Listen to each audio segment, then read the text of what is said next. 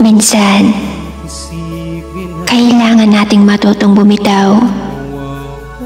Dahil mas okay na yung maging malungkot sa panandalian kesa magmukhang tanga ng pangmatagalan. Kahit alam mong nasasaktan ka na, ay andyan ka pa rin, naghihintay at umaasang may mababago pa. Kahit ilang beses nang sabihin ng utak mong tama na, pilit pang sinasabi ng puso mo na konting tiis pa. Actually, kung mahal mo, hindi mo ito susukuan.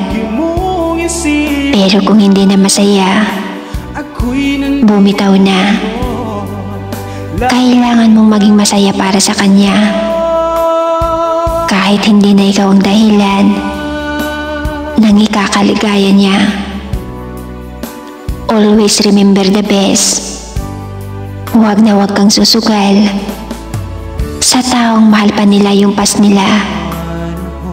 Dahil masasaktan ka lang. We all deserve to be happy.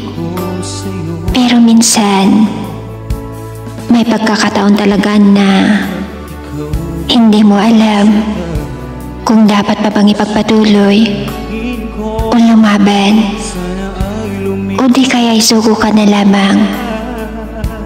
Ipaglaban mo kung meron kang dahilan para lumaban. Pero kung wala na, matuto kang sumuko at tumanggap ng katotohanan. Basta't lumikaya ka, lagi mong isip